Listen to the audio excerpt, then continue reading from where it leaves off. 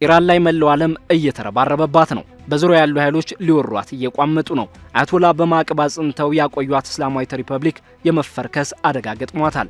ይህን ድል ለመጠቀም ያሰፈሰፉ ኃይሎች ደግሞ በዙሪያ እያንዣበቡ ነው። የትራምፕ ቀነ ገደብ ሊጠናቀቅ ቀናት ሲቀሩት ከቱርክ ያልተጠበቀው ተሰምቷል። ኤርዶሃን የአያቶላ ነገር መቋጫው አይታወቅም በሚል ጦራቸውን ሰብቀው ወደ ኢራን ድንበር ተመዋል። የወቅቱን የፋርስን ከባድ ትኩሳት በመረጃ እንለካዋለን። አብራችሁን ቆዩ። ብሉምበርግ ባወጣው ዘገባ መሰረት የቱርክ ባለስልጣናት አሜሪካ በኢራን ላይ ልትሰነዝር ለምትችለው ወታደራዊ ዘመቻ ዝግጅታቸውን አድሰዋል። ይህ እቅድ በጋራ ድንበር አቅራቢያ የስደተኛ መጠለያ ካምፖችን ከመመስረት ጀምሮ በቴህራን ውስጥ የስልጣን ክፍተት የሚፈጠር ከሆነ ከፍተኛ የስደተኛ ፍሰትን ለመግታት የታለሙ ወሰን ያላቸው ድንበር ተሻጋሪ ወታደራዊ እርምጃዎችን መውሰድን ያካትታል። ጉዳዩም በቅርብ የሚያውቁ ሰዎችን ጠቅሶ የወጣው ዘገባ በቱርክ ከሚገኘው የኔቶ የአየር ክትትል እንቅስቃሴ ለውጥ ጋር ተገጣጥሟል። በተለይም በኮንያ 3ኛው ዋና የጀት ጦር ሰፈር የሚገኙት የኔቶ E3A የቅድመ ማስጠንቀቂያና ቁጥጥር አውሮፕላኖች በኢራን ላይ ያተኮሩ በረራዎችን በከፍተኛ ሁኔታ ጨምረዋል። የክስተት የተከሰተው በዋሽንግተንና በቴህራን መካከል ያለው ውጥረት ከፍተኛ ደረጃ ላይ በደረሰበት ወቅት ነው። የአሜሪካው ፕሬዝዳንት ዶናልድ ትራምፕ ኢራንን ወደ አዲስ የኒውክሌር ስምምነት ለማስገደድ ሲሉ በተወሰኑ የኢራን ኢላማዎች ላይ ጥቃት ለመሰንዘር እያሰቡ መሆናቸውን ገልጸዋል። ለዚህም ስምምነት እስከ መጋቢት ወር መጀመሪያ ድረስ የጊዜ ገደብ አስቀምጠዋል።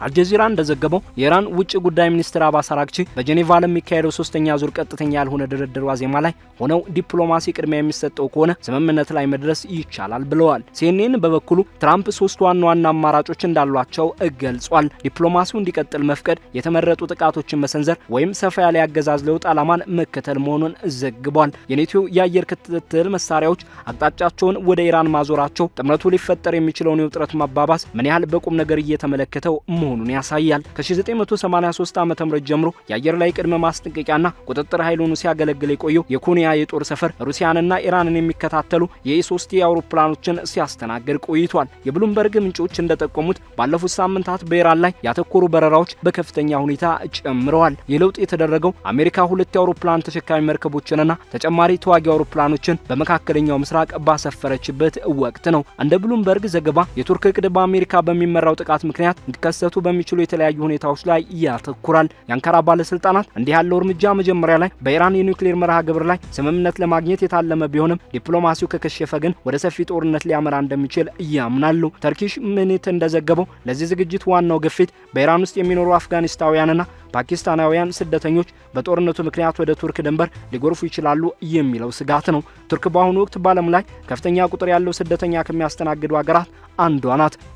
የመንግስትና የተባበሩት መንግስታት የስደተኞች ከፍተኛ ኮሚሽን መረጃ እንደሚያሳየው 2.3 ሚሊዮን ያህል የተመዘገቡ የሶሪያ ስደተኞች በጊዜያዊ ጥበቃ ስር ይገኛሉ። የአሳድ አገዛዝ ከወደቀ በኋላ ብዙዎች ቢመለሱም አሁንም በቱርክ የሚገኙት ጠቅላላ ስደተኞች ቁጥር 3.6 ሚሊዮን አካባቢ እንደሚሆን ይገምታሉ።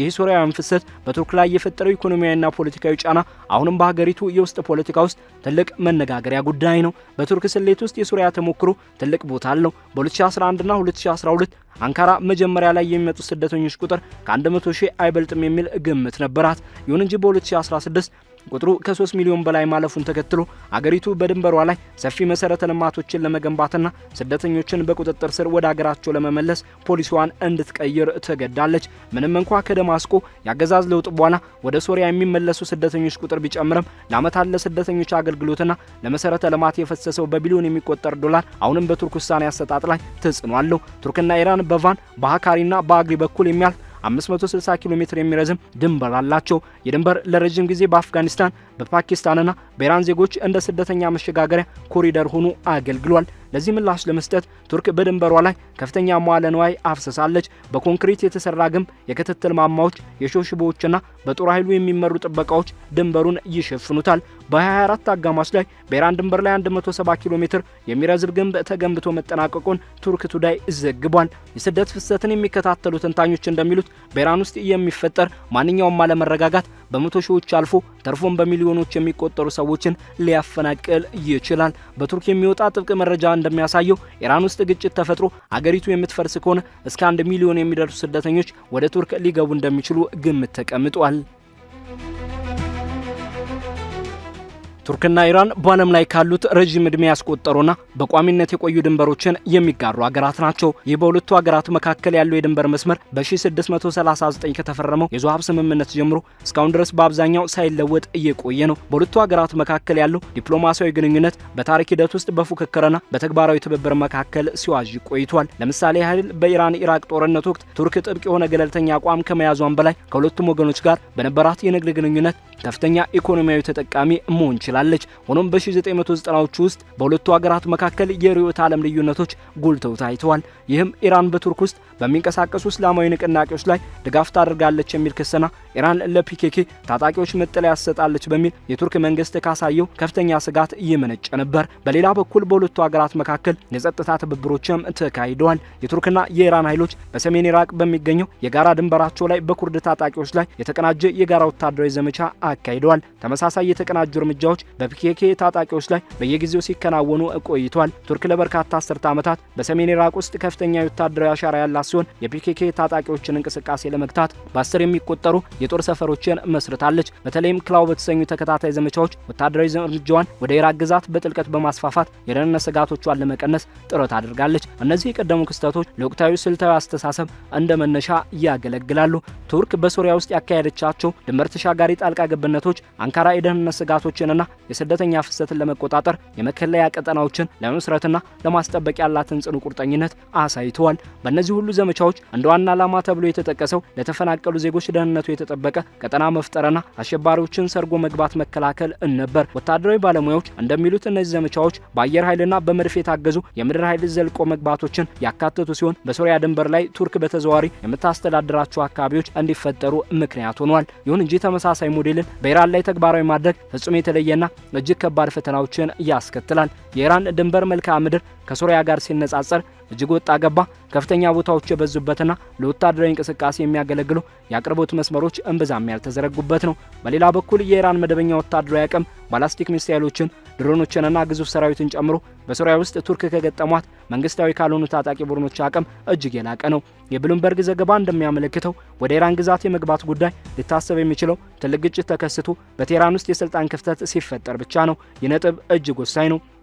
በሶሪያና በኢራቅ ዘመቻዎች የዳበረው የቱርክ ወታደራዊ መርህ የሚያተኩረው መጨረሻው በማይታወቅ ወረራ ላይ ሳይሆን ግልጽ ዓላማ ተኮር በሆኑ ውስን ወታደራዊ ዘልቆ መግባት ላይ ነው። በዚህ እቅድ መሰረት የመከላከያ ቀጠና መመስረት፣ ዋና ዋና የመሻገሪያ ነጥቦችን መቆጣጠርን፣ የፊት መስመር ጦር ሰፈሮችን ማዘጋጀትና የሰዎችን እንቅስቃሴ ለመቆጣጠር ከአካባቢው አካላት ጋር ቅንጅት መፍጠርን ይጠይቃል። ከዚህ በተጨማሪ ዓለም አቀፋዊ የሕግ ጉዳዮችም እጅግ ውስብስብ ይሆናሉ። ቱርክ ቁጥጥር ካልተደረገበት ከፍተኛ የስደት ፍሰትና በአካባቢው ካለው አለመረጋጋት ሊመጡ የሚችሉ የአሸባሪዎች ወይም የታጠቁ ቡድኖች ስጋትን በመጥቀስ በተባበሩት መንግስታት ድርጅት ቻርተር አንቀጽ 51 መሰረት የራስን የመከላከል መብቷን ልታነሳ ትችላለች። ይሁን እንጂ ያለ ኢራን መንግስት ግልጽ ፈቃድ ወይም ማዕከላዊ መንግስት አስተዳደር ሳይፈርስ የሚወሰድ ማንኛውም ወታደራዊ እርምጃ የተባበሩት መንግስታት የጸጥታው ምክር ቤት ውግዘትን ሊያስከትል ይችላል። በምክር ቤት ውስጥ ደግሞ ሩሲያና ቻይና የቬቶ መብት ያላቸው ሲሆን ከቴህራን ጋርም የጠበቀ ስልታዊ ግንኙነት አላቸው። እንደ ኢንተርናሽናል ኢንስቲትዩት ፎር ስትራቴጂክ ስተዲስ ያሉ ተቋማት ወታደራዊ ሚዛን ግምገማዎች እንደሚያሳዩት ቱርክ የአየር ኃይል፣ የድሮንና የልዩ ዘመቻ ኃይል የበላይነት ያለው ዘመናዊና የኔቶ ደረጃውን የጠበቀ ሰራዊት አላት። ኢራን በበኩሏ በቁጥር የበዛ ምድር ኃይልና የቱርክን ግዛት ሊመቱ የሚችሉ የሚሳኤል ክምችቶችን ጨምሮ ያልተመጣጠኑ አቅሞች አሏት። በመሆኑም ማንኛውም ወታደራዊ ዘልቆ መግባት የኢራን ሰፊ አጸፋዊ እርምጃ እንዳይቀሰቅስ በጥንቃቄ መመጠን ይኖርባታል። ይህም በኢራቅ ወይም በሶሪያ የሚገኙ የኢራን ተላላኪ ኃይሎችን ተሳትፎ ሊያካትት ስለሚችል የቀጠናውን ሰላም አደጋ ላይ የሚጥል ይሆናል። ቱርክ ሊፈጠሩ ለሚችሉ ድንገተኛ አደጋዎችና ግጭቶች ወታደራዊ ዝግጅቶችን እያደረገች ቢሆንም ውጥረቶችን በዲፕሎማሲያዊ መንገድ ለማርገብ ያላትን ጽኑ ፍላጎት በቋሚነት ስታንጸባርቅ ቆይታለች። ፕሬዚዳንት ረጅብ ጣይብ ኤርዶሃን አገራቸው ቱርክ በአሜሪካና በኢራን መካከል የሚፈጠሩ አለመግባባቶችን ለመፍታት በማንኛውም ጊዜ አደራዳሪ ለመሆን ዝግጁ መሆኗን በተደጋጋሚ ገልጸዋል። የአናዶሉ የዜና ወኪል እንደዘገበው ፕሬዚዳንት ኤርዶሃን ከሻርቅ አልአውሳት ጋር ባደረጉት ቃለ መጠይቅ ቱርክ በኢራንና በአሜሪካ መካከል የሚደረጉ ንግግሮችን ለማመቻቸት ዝግጁ መሆኗንና በቴህራን ላይ የሚሰነዘርን ማንኛውንም ወታደራዊ ጣልቃ ገብነት እንደምትቃወም በይፋ አስታውቀዋል። የኢራን መንግስት መገናኛ ብዙሃንና የቱርክ ፕሬዝዳንት ጽህፈት ቤት መግለጫዎች እንደሚያመለክቱት ተመሳሳይ መልእክቶች ለኢራኑ ፕሬዝዳንት መስዑድ ፔዜሽኪያንና ለውጭ ጉዳይ ሚኒስትር አባስ አራግቺ በስልክ ጥሪ አማካኝነት ተላልፏል።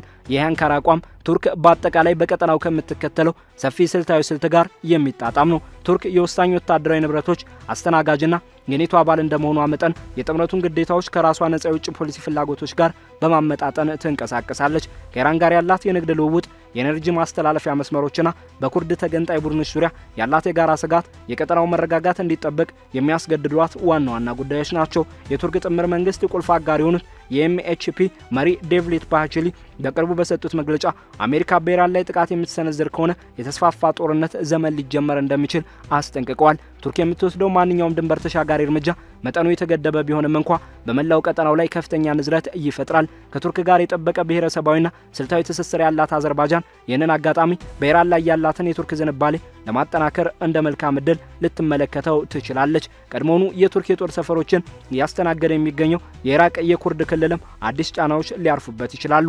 በኢራን ኢላማዎች ላይ የራሷን ጥቃቶች ስትሰነዝር የቆየችው እስራኤል የቱርክን እርምጃ እንደ ዓላማዎቿ ማሟያ ወይም ማወሳሰቢያ ልታየው ትችላለች። በሌላ በኩል ሂዝቦላና ሌሎች የኢራን ተላላኪ ኃይሎች ድርጊቱን ከምዕራባውያን ጋር የተሰለፈ የጥቃት እርምጃ አድርገው ሊተረጉሙት ይችላሉ። በሶሪያ ውስጥ ከፍተኛ ጥቅም ያላትና ለኢራን የጦር መሳሪያ የምትሸጠው ሩሲያ ማንኛውም ከኔቶ ጋር የተያዘ ወታደራዊ መስፋፋት እንደምትቃወም ይገመታል። የኢራን ነዳጅ ዋና ገዢ የሆነችው ቻይናም ለቤልት ኤንድ ሮድ ፕሮጀክቷ ስትል የቀጠናውን መረጋጋት ትመርጣለች። በጄኔቫ እየተካሄደ ያለው የአሜሪካና የኢራን ንግግር አሁንም በኒውክሌር ጉዳዮች ላይ ያተኮረ ቢሆንም በኢራን የማበልጸግ ደረጃና በማዕቀብ መላላት ዙሪያ ያሉ መሰረታዊ ልዩነቶች አሁንም እንደቀጠሉ ናቸው። በተጨማሪም የኤነርጂ ገበያው ለዚህ ሁኔታ ፈጣኝ ምላሽ ይሰጣል። አብዛኛው የዓለም የነዳጅ ምርት የሚያልፍበት የሆርሙዝ የባህር ወሽመጥ አሁንም ለጥቃት ተጋላጭ ነው። ሲኤንቢሲ የፕሬዝዳንት ትራምፕን ንግግር ተከትሎ እንደዘገበው በውጥረቱ ምክንያት የነዳጅ ዋጋ መዋዠቅ አሳይቷል።